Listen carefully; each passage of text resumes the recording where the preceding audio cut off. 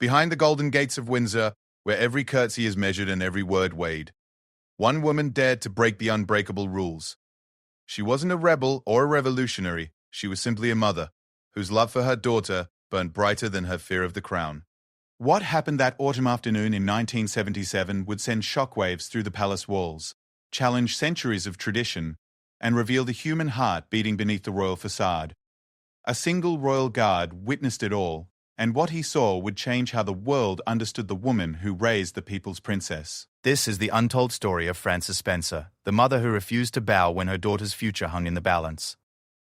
The morning mist clung to the grounds of West Heath School like a secret waiting to be told.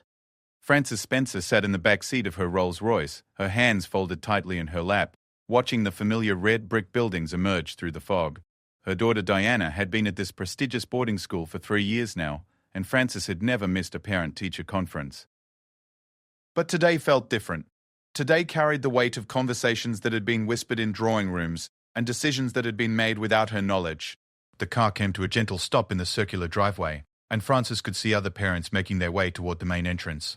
They moved with the practiced ease of the upper class, their voices carrying across the grounds in measured tones. These were people who understood the rules, who had been raised to follow protocol without question. Frances had once been one of them, but motherhood had changed her in ways she was only beginning to understand. Her driver, Thompson, had been with the family for nearly 2 decades.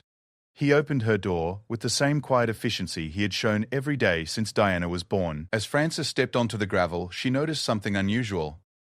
A figure in a dark uniform stood near the school's entrance, partially hidden behind one of the ancient oak trees that dotted the grounds. Royal guards were not typically stationed at West Heath School. Their presence usually meant only one thing. Someone of significant importance was expected. Frances felt her heart skip a beat. She had heard the rumors, of course. Everyone in their social circle had been talking about Prince Charles and his need to find a suitable bride. At 19, Diana was still young, still finding her way in the world. She was sweet and kind, with a natural warmth that drew people to her, but she was also naive about the ways of the world. The thought of her daughter being thrust into the harsh spotlight of royal life filled Frances with a protective instinct that threatened to overwhelm her usual composure. The headmistress, Miss Rudge, greeted Frances at the entrance with her characteristic warm smile. They had developed a good relationship over the years, built on their shared concern for Diana's well-being. Miss Rudge was a woman of about 60, with silver hair pulled back in a neat bun and eyes that missed nothing.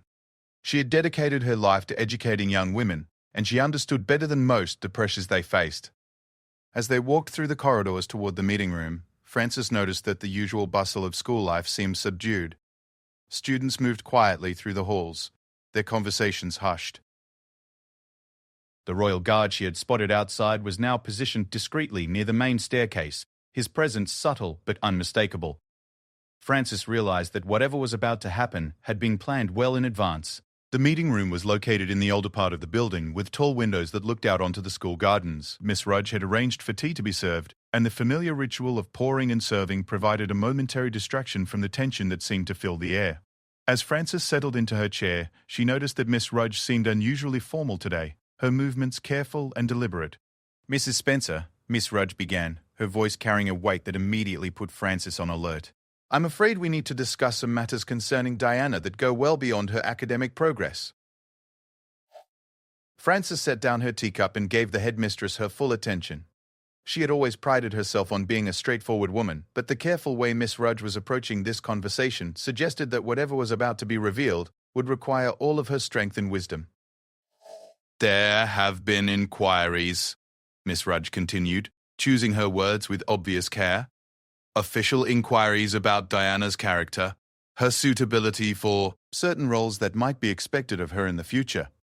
The words hung in the air between them like a challenge. Frances felt something cold settle in the pit of her stomach.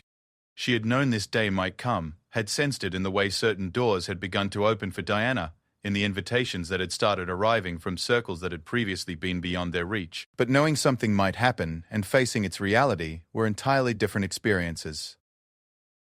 "What kind of inquiries?" Frances asked, her voice steadier than she felt.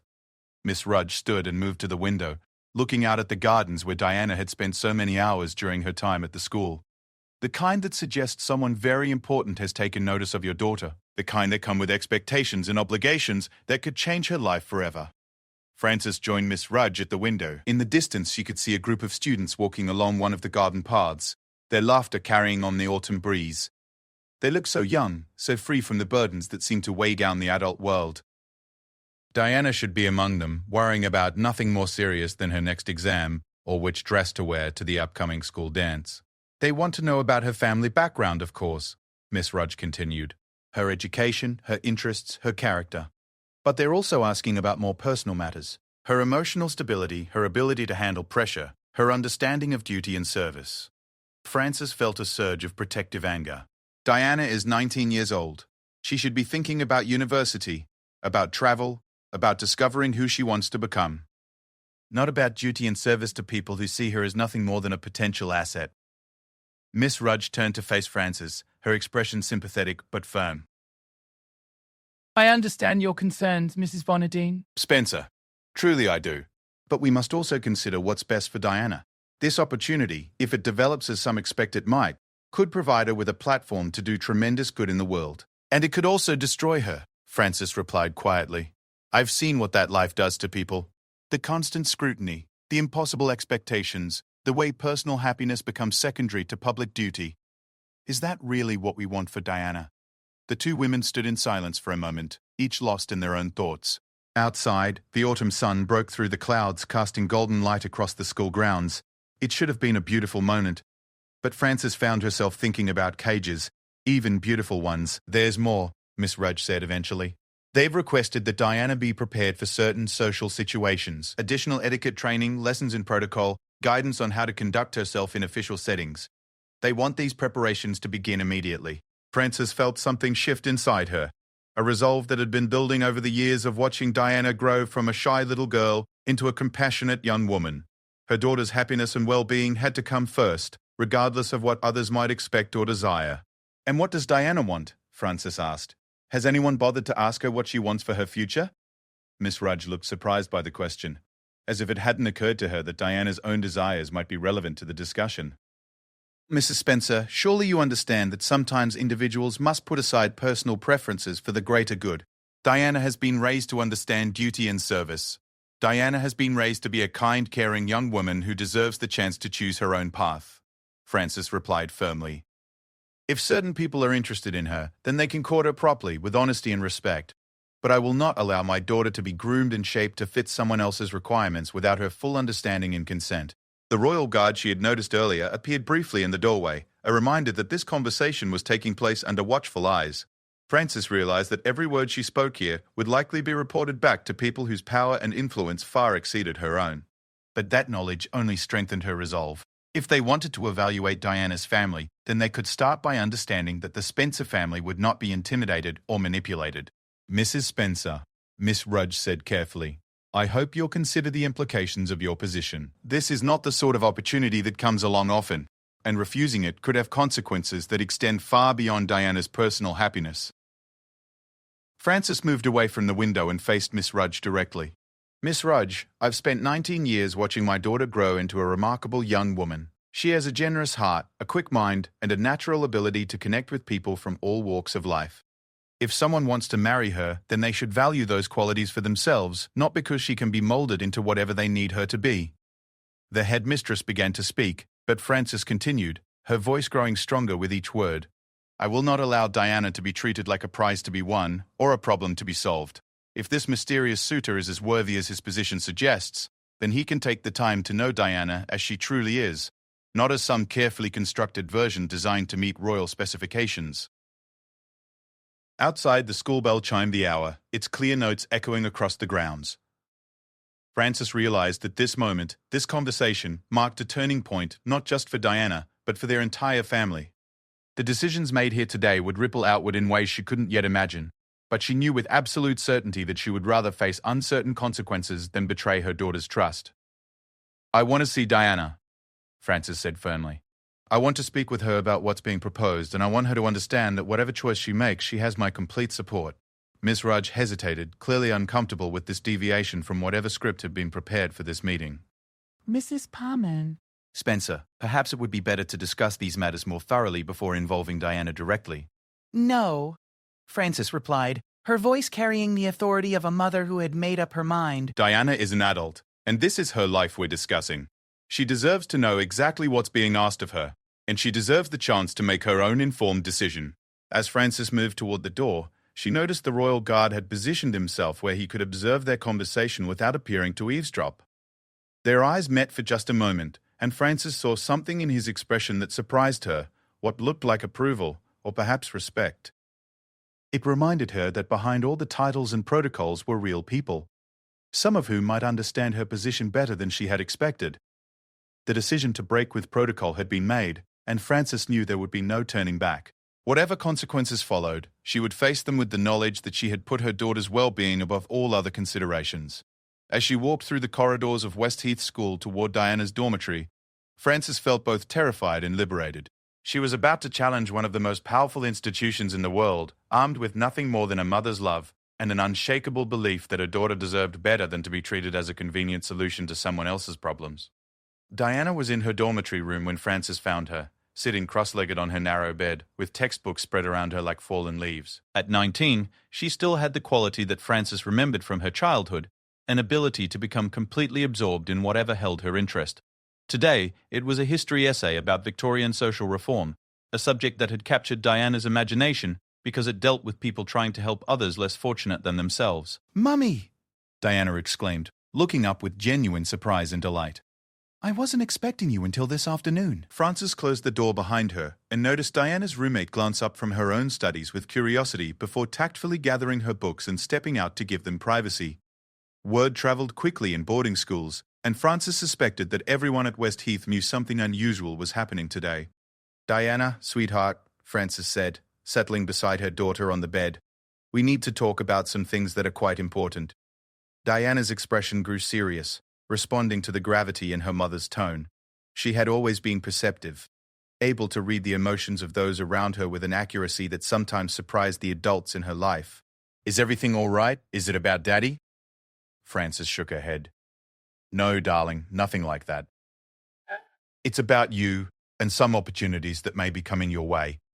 As Frances began to explain what Miss Rudge had told her, she watched Diana's face carefully. Her daughter's expression shifted from confusion to surprise to something that looked almost like fear. When Frances finished speaking, Diana sat quietly for a long moment, processing what she had heard. "So someone important might want to marry me, but nobody thinks I should know who it is or have any say in whether I want to marry them?" Diana asked finally. Frances felt a surge of pride at her daughter's quick grasp of the situation's essential unfairness. "That seems to be what they're suggesting, yes." Diana stood and walked to the window that looked out onto the school grounds. Frances could see the tension in her shoulders, the way her hands trembled slightly as she gripped the windowsill. "Mummy, I don't understand. I'm still at school.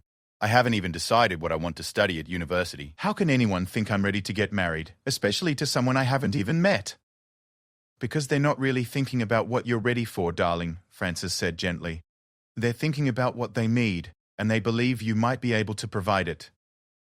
Diana turned back to face her mother, and Frances saw tears beginning to form in her eyes. "But what if I'm not what they need? What if I disappoint them? What if I'm not good enough?"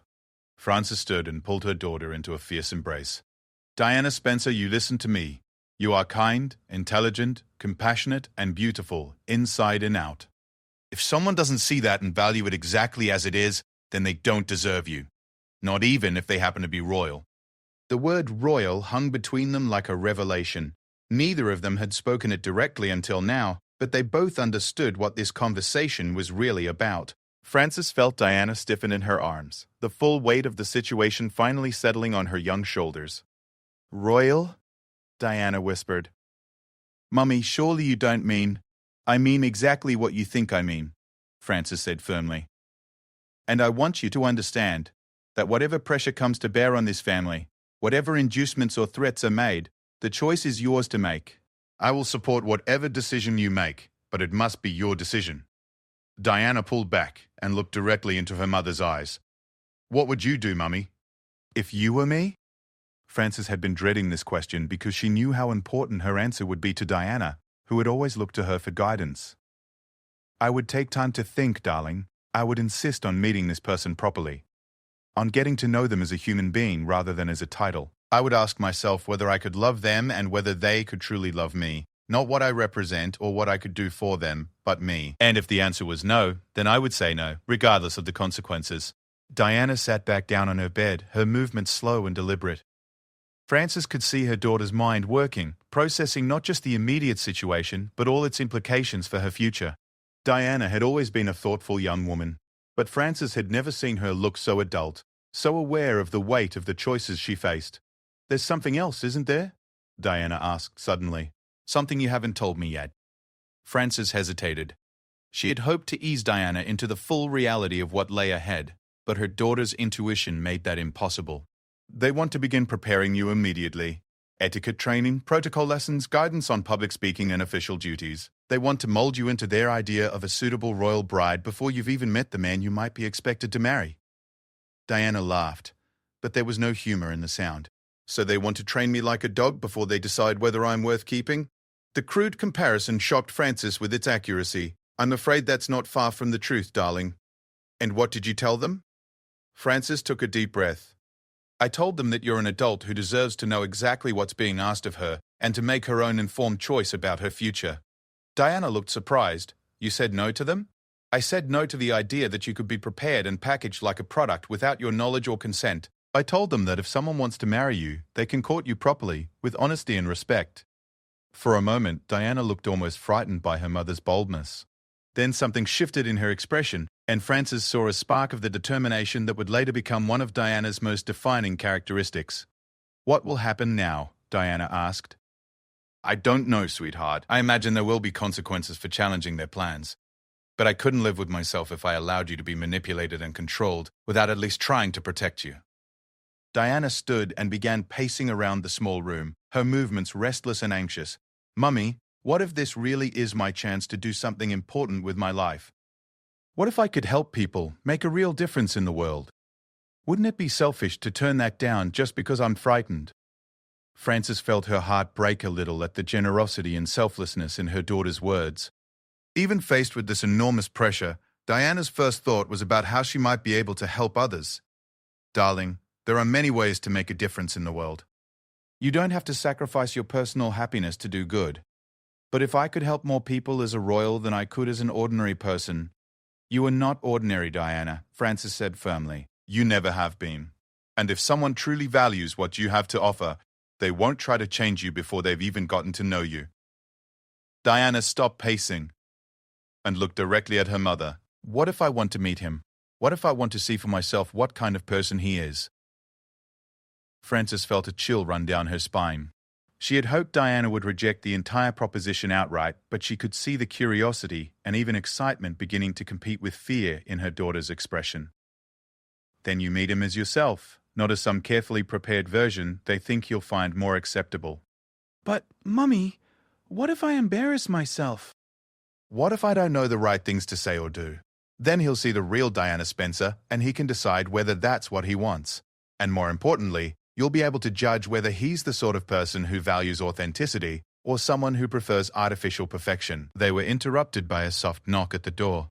Miss Rudge's voice came through the wood, carefully polite, but with an undertone of urgency.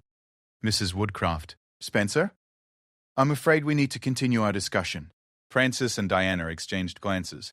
They both understood that their conversation had probably lasted longer than anyone had expected, and that patience was wearing thin among those who were used to having their wishes accommodated immediately. "Mummy," Diana said quietly, "I want you to know that whatever happens, I'm grateful that you told me the truth. I know it would have been easier for you to go along with what they wanted." Frances pulled her daughter close once more. "Diana, there is nothing in this world more important to me than your happiness and well-being. I will fight anyone who tries to treat you as anything less than the remarkable young woman you are." As they prepared to face whatever waited for them beyond the dormitory door, Frances realized that she had crossed a line from which there could be no retreat. She had challenged the royal machine, questioned its methods, and insisted on her daughter's right to self-determination. The consequences of that challenge were now entirely out of her control. Diana squeezed her mother's hand as they walked toward the door together. In that moment, Frances saw something new in her daughter's posture. Not just fear or uncertainty, but a growing sense of her own power and worth. Whatever happened next, Diana would face it knowing that she had someone in her corner who valued her for exactly who she was. The royal guard was still positioned in the corridor when they emerged from the dormitory. His presence served as a constant reminder that their every move was being observed and evaluated by people whose agenda remained hidden. That Frances no longer cared about their scrutiny. She had said what needed to be said, and now she would face whatever consequences followed with her conscience clear and her daughter's best interests protected. As they walked back toward the meeting room, where Miss Rudge waited, Frances realized that this day marked the beginning of a battle she had never wanted to fight. But it was a battle she would wage with everything she had, because the stakes, her daughter's future happiness, were too high to accept anything less than complete victory. Detective Inspector James Morrison had been with the Royal Protection Squad for 15 years, and in all that time, he had never found himself in a situation quite like this one. Standing in the corridor of Westheath School, ostensibly providing security for what should have been a routine assessment, he had instead become an unwilling witness to what felt like a family being torn apart by forces beyond their control. Morrison had been chosen for this assignment precisely because of his reputation for discretion and his ability to blend into the background. His superiors had briefed him that his role was purely observational, to ensure the safety of all parties involved, and to report back on anything unusual that occurred during the Spencer family evaluation. What they hadn't prepared him for was watching a mother fight desperately to protect her daughter from a machine that seemed designed to consume young women and reshape them according to its needs. As Frances and Diana Spencer walked past him toward the meeting room, Morrison caught a glimpse of the determination in the older woman's eyes and the mixture of fear and resolve in the younger one's. In 15 years of protecting royals and their associates, he had seen that look before, usually in the faces of people who were about to make decisions that would change their lives forever. But he had never seen it in someone so young, or in circumstances that felt so much like a trap closing slowly around its prey. Morrison's radio crackled softly with a message from his supervisor back in London. "Status report, Inspector. How are things proceeding at the school?" Morrison hesitated for a fraction of a second before responding. "All secure, sir. The meeting is continuing as planned." It was technically true, but Morrison knew it was also deeply misleading. Nothing about this situation was proceeding as planned, at least not according to the plans that had been shared with him. Frances Spencer's refusal to cooperate with the preparation protocol had clearly surprised everyone involved, and Morrison could sense the growing tension among the school administrators, who had undoubtedly been expecting a much more compliant response. As he maintained his position in the corridor, Morrison found himself thinking about his own daughter, who was roughly the same age as Diana Spencer. Emma was studying at university, full of dreams and ambitions for her future, blissfully unaware of the complicated world of royal politics that her father navigated daily. Morrison tried to imagine how he would feel if someone approached Emma with an offer that could change her life forever, but only if she agreed to be fundamentally altered in the process. The thought made him uncomfortable in ways he hadn't expected. Through the partially open door of the meeting room, Morrison could hear the conversation resuming inside. Miss Rudge's voice carried a note of barely controlled frustration, while Frances Spencer's responses remained calm but immovable. The royal guard couldn't make out specific words, but the tone of the discussion was clear enough. This was no longer a cooperative assessment, but had become a negotiation between two very different visions of what Diana Spencer's future should look like. Morrison's radio crackled again, this time with a different voice. "Inspector, we're receiving reports that the timeline may need to be accelerated. Are the subjects ready for the next phase?" The question sent a chill down Morrison's spine. In his experience, accelerated timelines in royal matters usually meant that someone higher up the chain of command was becoming impatient, and impatience at that level typically led to pressure being applied in ways that bypassed normal protocols. Morrison looked at the closed door of the meeting room and wondered if the women inside had any idea how powerful the forces arrayed against them really were. "Sir," Morrison replied carefully, "the subjects appear to need additional time to process the information they've received. I would recommend allowing the current meeting to conclude naturally before considering any changes to the established timeline." There was a pause before the response came back. "Understood, Inspector. But be aware that flexibility on timing is not unlimited. We'll expect a full report within the hour." Morrison signed off and resumed his position, but his mind was racing. He had been in law enforcement long enough to recognize when a situation was heading toward a crisis, and all his instincts were telling him that this particular crisis could have consequences that reached far beyond the individuals directly involved. If Frances Spencer continued to resist the pressure being applied to her family, and if that resistance was met with escalating force, the resulting conflict could become very public very quickly. The meeting room door opened, and Miss Rudge emerged, with an expression that Morrison had learned to recognize in his years of dealing with officials who suddenly found themselves out of their depth. She nodded tersely to Morrison and walked quickly toward her office, presumably to make phone calls that would bring additional pressure to bear on the situation. Morrison found himself alone in the corridor, with his thoughts and his growing sense of unease. In 15 years of royal protection work, he had seen the machinery of the monarchy operate with smooth efficiency, managing potential problems before they became public scandals, controlling narratives before they could spin out of control. But he had also seen what happened to individuals who got caught in that machinery, and it wasn't always pretty. A few minutes later, Diana Spencer emerged from the meeting room alone. Morrison watched as she walked slowly down the corridor, her movements deliberate but uncertain. She stopped near one of the tall windows that looked out onto the school grounds, and Morrison could see her reflection in the glass, a young woman who looked as though she was trying to figure out how her life had suddenly become so complicated. Morrison made a decision that violated every protocol he had been taught about maintaining professional distance. He approached Diana carefully, making sure his movement was visible to her so she wouldn't be startled by his presence. "Miss Spencer," he said quietly, "are you all right?" Diana turned to look at him, and Morrison was struck by how young she looked, despite being technically an adult. Her eyes were red-rimmed, and he could see that she had been crying, though she was trying to compose herself. "I'm sorry," she said automatically, the politeness that had been drilled into her from childhood taking over even in her distress. "I didn't realize I was in your way." "You're not in my way at all," Morrison assured her. "I just wanted to make sure you were okay." Sometimes these kinds of meetings can be quite overwhelming. Diana studied his face for a moment, as if trying to determine whether his concern was genuine or simply another form of official manipulation. Morrison had dealt with enough members of the royal family to understand that skepticism when your entire life was subject to public scrutiny and political calculation, genuine human concern became increasingly rare and precious. "Can I ask you something?" Diana said finally. Morrison nodded, though he knew he might be stepping into dangerous territory. "Of course. Do you think it's wrong for someone to want to choose their own future, even if other people think they know what's best for them?" Morrison felt the weight of the question and everything it implied. He knew that his answer could influence this young woman's thinking at a crucial moment in her life, and he knew that his superiors would be furious if they knew he was having this conversation at all. But looking at Diana Spencer's earnest, frightened face, Morrison found that his duty as a human being outweighed his duty as a royal protection officer. "Miss Spencer," he said carefully, "I think everyone deserves the right to make informed choices about their own life, especially when those choices will affect their happiness for years to come. I also think that truly caring about someone means wanting what's best for them, not what's most convenient for everyone else." Diana's eyes filled with tears again, but this time Morrison thought he saw relief mixed with the sadness.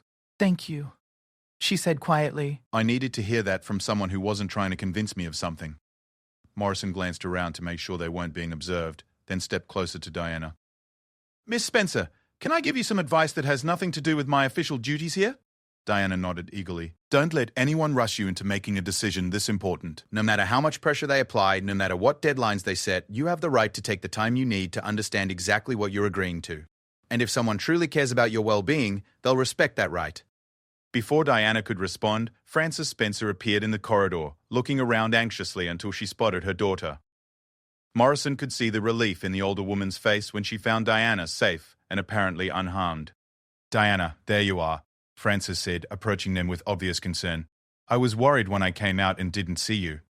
Morrison nodded politely to Frances, who studied him with shrewd eyes that missed very little. He had the distinct impression that she was trying to determine whether his conversation with Diana had been official or personal, and what implications that might have for their situation. "Inspector Morrison was just checking to make sure I was all right," Diana explained to her mother. "He's been very kind."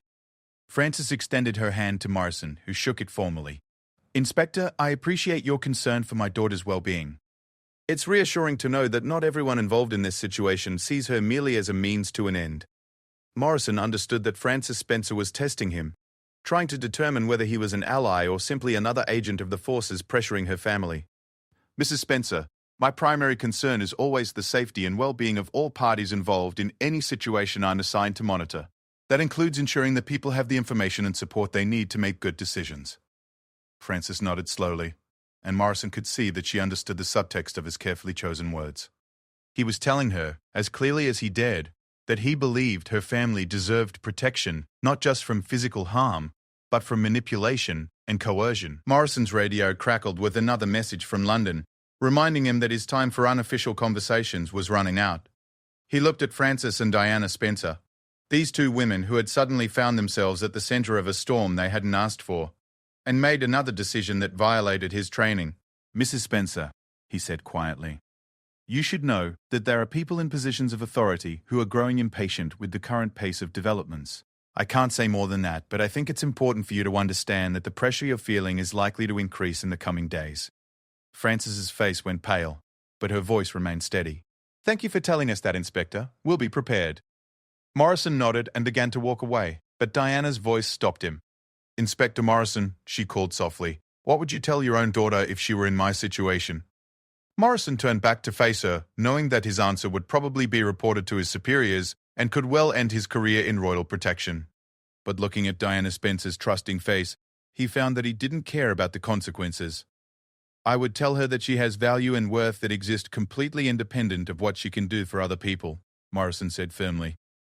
"I would tell her that anyone who truly loves her will want her to be happy, not just useful.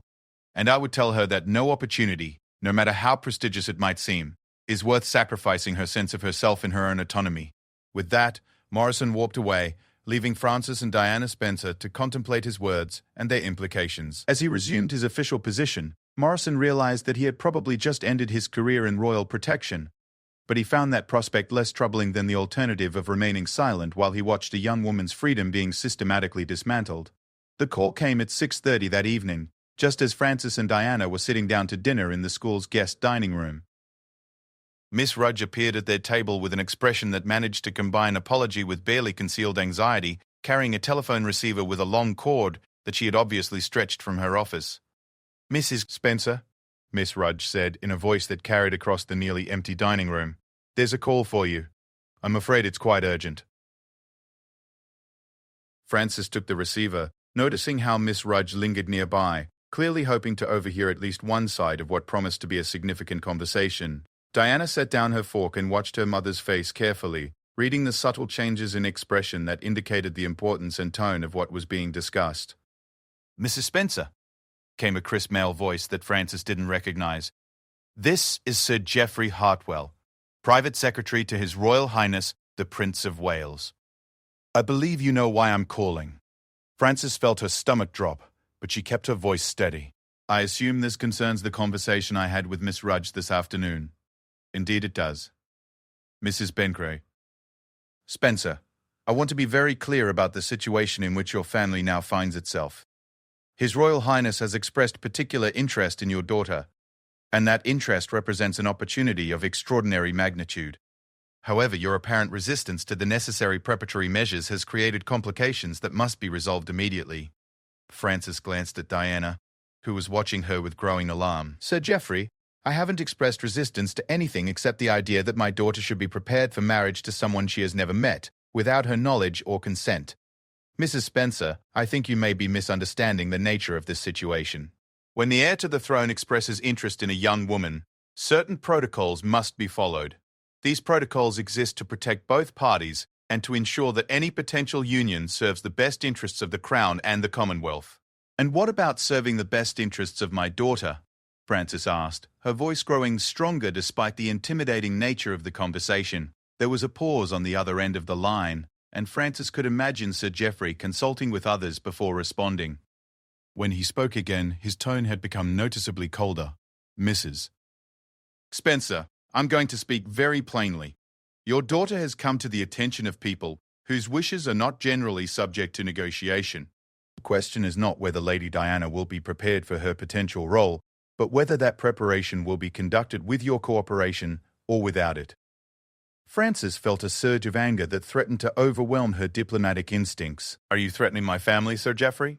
"I'm explaining reality, Mrs. Spencer. Lady Diana Spencer is 19 years old and legally an adult. If necessary, arrangements can be made for her education and preparation that do not require parental consent or involvement." The implications of this statement hit Frances like a physical blow. They were suggesting that Diana could be removed from her family's influence entirely if Frances continued to resist their plans. Diana, seeing her mother's face go pale, reached across the table and gripped her hand tightly. "What is it, Mummy?" Diana whispered, but Frances shook her head, indicating that she couldn't explain while still on the call. "Sir Geoffrey," Frances said, fighting to keep her voice level, "surely you must understand that what you're suggesting is completely unreasonable. Diana deserves the chance to know who she might be marrying and to develop genuine feelings for them before making such a momentous decision. Mrs. Spencer, with respect, romantic considerations are secondary to duty when it comes to royal marriages. Lady Diana will have ample opportunity to develop affection for His Royal Highness once their engagement is announced." "Once their engagement is announced?" Frances repeated, her voice rising despite her efforts to remain calm. "You're talking as though this has already been decided, as though Diana's feelings and preferences are irrelevant. Mrs. A. Spencer, I'm going to ask you to listen very carefully to what I'm about to tell you. His Royal Highness is 32 years old and under considerable pressure to marry and produce an heir. He has considered many potential brides and has concluded that Lady Diana possesses the qualities necessary for the role of Princess of Wales. This is not a casual romantic interest, but a carefully considered royal decision." Frances closed her eyes, trying to process the magnitude of what she was hearing. They weren't talking about courtship or romance or even arranged marriage in any traditional sense. They were talking about a royal acquisition, a strategic decision made by people who saw Diana as a solution to a problem rather than as a person with her own hopes and dreams. "Sir Geoffrey," Frances said finally, "what you're describing sounds very much like the purchase of a broodmare." Surely even royal marriages in the 20th century should involve some element of mutual affection and respect. The silence on the other end of the line stretched on long enough that Frances wondered if the connection had been lost. When Sir Geoffrey spoke again, his voice was ice cold. "Mrs. Spencer, I can see that you fail to appreciate the honor that is being extended to your family. Perhaps it would be helpful for you to speak with others who understand the realities of royal life more clearly than you apparently do." "What does that mean?" Frances asked, though she suspected she already knew. "It means, Mrs. Spencer, that arrangements will be made for you to receive guidance from people who can help you understand why cooperation with His Royal Highness's wishes is in everyone's best interest, including Lady Diana's." Frances realized that the conversation was essentially over, that whatever she said next would have no impact on the decisions that had already been made, but she couldn't resist making one final attempt to assert her daughter's right to self-determination. "Sir Geoffrey, I want you to understand something very clearly. My daughter is not a commodity to be negotiated over by men in suits. If Prince Charles wants to marry her, then he can court her properly, with honesty and respect for her autonomy. If he's not willing to do that, then perhaps he should look elsewhere for a wife." The silence that followed was so complete that Frances wondered if Sir Geoffrey had simply hung up on her. Finally, his voice came back, now carrying a note of what sounded almost like pity. "Mrs. Spencer, I genuinely hope that you will reconsider your position before this situation becomes more difficult than it needs to be. Good evening." The line went dead, leaving Frances holding a silent receiver while Diana stared at her with eyes wide with fear and confusion. Miss Rudge, who had been pretending to straighten napkins at a nearby table while obviously listening to every word, approached them with obvious reluctance. "Mrs. Spencer," Miss Rudge said quietly, "perhaps we should continue this conversation in my office." Frances handed back the receiver and looked at her daughter, who was gripping the edge of the table so tightly that her knuckles had turned white. "Diana, I need you to listen to me very carefully. We're going to go back to your room, and I'm going to explain exactly what's happening. And then we're going to decide together what to do about it." As they walked through the school corridors, Frances noticed that Inspector Morrison was no longer at his position near the main staircase. In fact, she couldn't see any sign of the royal protection that had been so obvious earlier in the day. The absence of official security should have been reassuring, but instead it filled Frances with a sense of foreboding. In her experience, when powerful people stopped bothering to maintain the pretense of courtesy and respect, it usually meant they were preparing to take more direct action. Back in Diana's room, Frances sat her daughter down and explained the telephone conversation as gently as she could. She watched Diana's face cycle through disbelief, fear, anger, and finally a kind of stunned acceptance as the full implications became clear. "So they've already decided," Diana said quietly when Frances finished speaking. "It doesn't matter what I want or how I feel. They've decided I'm going to marry Prince Charles, and the only question is whether I cooperate willingly or they find other ways to make it happen." Frances felt her heart break at the defeated tone in her daughter's voice. "Diana, I want you to know that nothing is decided until you decide it. No, one can force you to marry anyone, not even the future King of England. Diana looked up at her mother with an expression that seemed far too old for her 19 years. But they can make life very difficult for our family if I refuse, can't they? They can make sure that Daddy's business suffers, that my friends at school are pressured to avoid me, that you and I become social pariahs. Francis couldn't deny the truth of what Diana was saying. The royal family's influence extended into every corner of British society, and their displeasure could indeed have devastating consequences for anyone who opposed their wishes. But she also couldn't bear the thought of her daughter surrendering her autonomy out of fear. "Diana," Francis said firmly, "I want you to promise me something. Promise me that whatever decision you make about this situation, you'll make it based on what you truly believe is right for you, not on fear of what might happen if you refuse.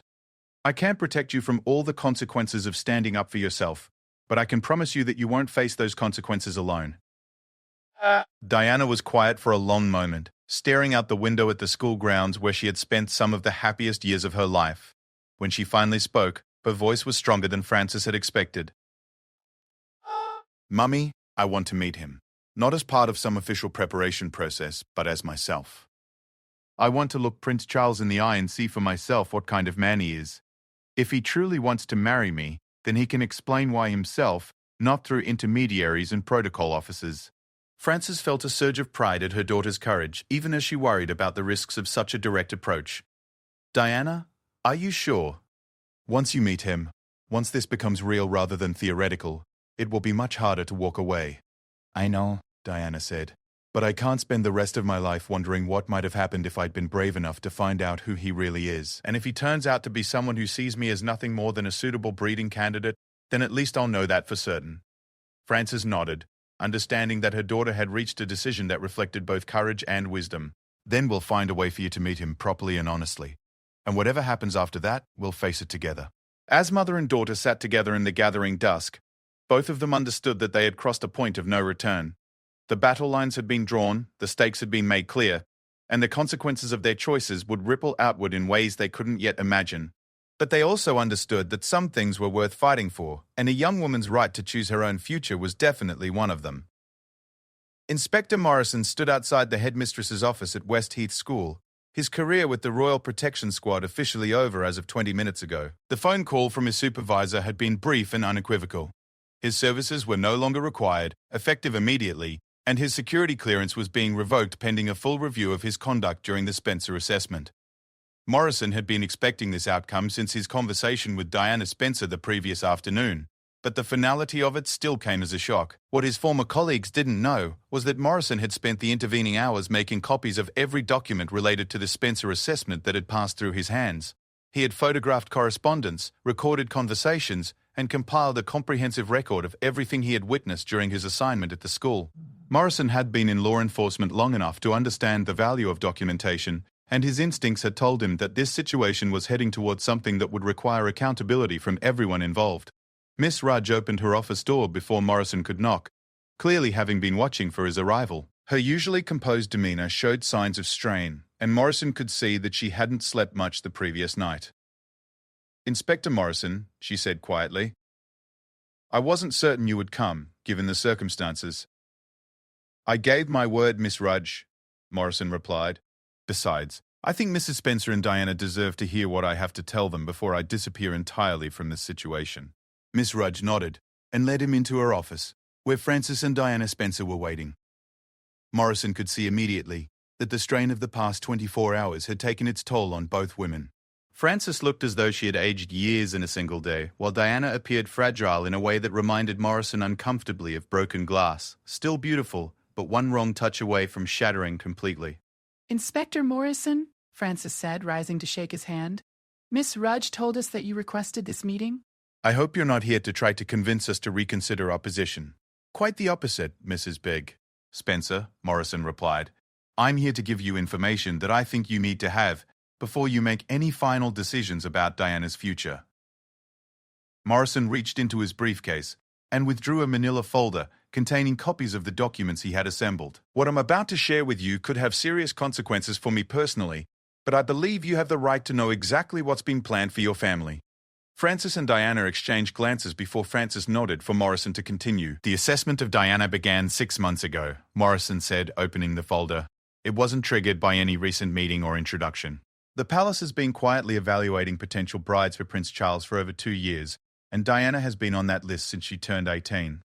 Diana's face went pale. They've been watching me for a year without my knowledge? Morrison nodded grimly.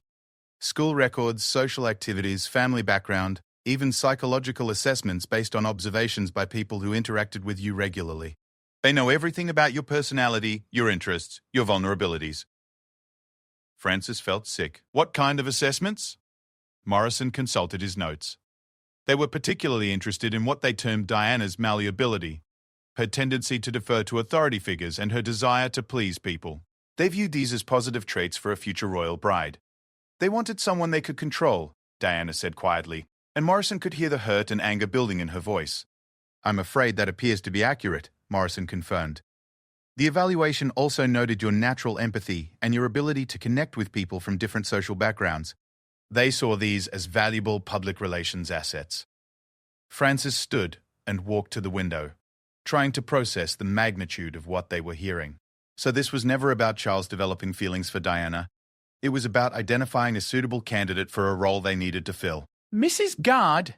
Spencer, there's more, Morrison said gently. The timeline for this engagement was set months ago. The palace is planning to announce it within 6 weeks, regardless of whether Diana has actually agreed to marry Prince Charles. Diana looked stunned. How is that possible? I've never even met him properly. Morrison pulled out another document. According to these communications, you're going to meet him next week at a family gathering that's being arranged specifically for that purpose. The engagement announcement is scheduled to follow shortly after, based on the assumption that Diana will be too overwhelmed and flattered by the prince's attention to refuse. And if she does refuse? Francis asked. Morrison hesitated before answering. The documents suggest that refusal is not considered a viable option. There are contingency plans for managing reluctance or resistance. Francis felt a chill run down her spine. What kind of contingency plans?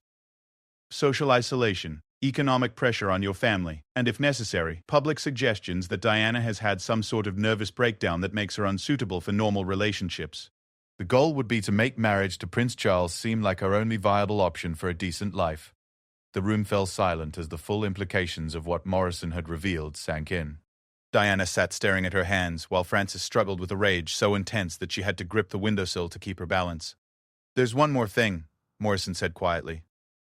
Prince Charles is aware of this evaluation process. He's seen the reports about Diana, and he's approved the plan to approach her. This isn't something being done without his knowledge. Diana looked up sharply. So he knows that I don't know anything about this arrangement. He knows that I'm being manipulated and he's participating in it? Morrison nodded, and Diana's face crumpled as the last of her romantic illusions about the situation fell away. Francis turned from the window and faced Morrison directly. Inspector, why are you telling us this? Why are you risking your career to warn us? Morrison was quiet for a moment before answering. Because I have a daughter Diana's age, and because I took an oath to protect people from harm, not to help powerful men acquire unwilling wives. What's being done to your family is wrong, regardless of who's doing it or what their reasons might be. Frances felt tears beginning to form in her eyes, both from gratitude for Morrison's courage and from fury at the system that had made such courage necessary. What can we do with this information? How can we protect Diana? Morrison reached into his briefcase and withdrew another folder. I've prepared copies of everything for several journalists who specialize in royal affairs. If this situation escalates, if pressure is brought to bear on your family in the ways these documents suggest it will be, you can authorize the release of this information to the press. But that would create a huge scandal, Diana said. Yes, it would, Morrison agreed. But it would also make it impossible for anyone to claim that you entered into an engagement willingly if you decided to go through with it under duress. The palace's greatest fear is public scrutiny of their methods, especially when those methods involve manipulation of young women. Francis took the folder from Morrison and held it like the weapon it was. This gives us leverage. More than that, Morrison said, it gives Diana a choice. Real choice, not the illusion of choice that's been carefully constructed around her. Diana stood and walked to where Morrison was sitting. Inspector Morrison, I don't know how to thank you for this. You've risked everything to give me the truth. Morrison smiled sadly. Diana, You remind me very much of my own daughter. She's studying at university right now, full of dreams about her future, completely free to make whatever choices she thinks will make her happy. Every young woman deserves that freedom, regardless of what family she was born into. Francis joined Diana beside Morrison's chair. Inspector, what will happen to you now? Morrison shrugged. I'll find other work. There are plenty of security firms that would be happy to hire someone with my experience. But I wanted you to know that there are people in the system who believe what's being done to you is wrong, even if most of us are too afraid to speak up. As Morrison prepared to leave, Diana stopped him with one final question. Inspector, if I decide to meet Prince Charles, if I decide to see for myself what kind of man he is, will he be honest with me about his involvement in this evaluation process? Morrison looked directly into Diana's eyes. Diana, based on everything I've seen and heard, I think you should assume that he will tell you exactly what he thinks you want to hear. Nothing more and nothing less. The question you need to ask yourself is whether you're willing to build a marriage on that foundation. After Morrison left, Francis and Diana sat in Miss Rudge's office with the folders spread out before them like evidence in a criminal case. The documents painted a picture of calculation and manipulation that was breathtaking in its scope and chilling in its casual disregard for Diana's autonomy. Money, Diana said finally. I've made my decision. Francis looked at her daughter and saw something new in her expression. Not the fear and uncertainty that had been there for the past 2 days, but a kind of steely resolve that reminded Francis of herself at Diana's age. I'm going to meet Prince Charles, Diana continued, but I'm going to meet him armed with the truth about what he and his people have been doing. I'm going to look him in the eye and ask him whether he wants to marry Diana Spencer, the person, or Diana Spencer, the carefully evaluated royal bride candidate. Francis nodded slowly. And if his answer isn't what you want to hear? Diana picked up the folder containing Morrison's evidence and held it firmly. Then I'm going to make sure the entire world knows exactly how the future King of England goes about finding a wife. If he wants to treat me like a commodity, then he can deal with the consequences when that becomes public knowledge.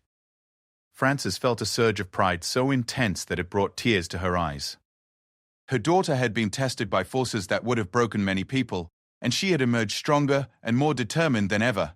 Whatever happened next, Diana would face it with full knowledge of the stakes and complete control over her own choices. Diana, Francis said, I've never been more proud of you than I am right now. Diana smiled for the first time in days, and Francis saw in that smile the woman her daughter was becoming.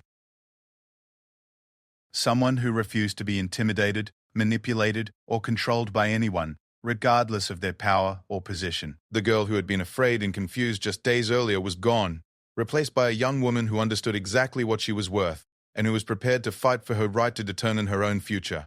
The battle was far from over, but for the first time since this ordeal began, Francis felt genuinely hopeful about the outcome. Diana had been given the truth, and the truth had set her free to make choices that were truly her own. Whatever those choices turned out to be, they would be made with eyes wide open and with the full support of a mother who had learned that sometimes the greatest act of love is refusing to let the people you care about be diminished by the expectations of others.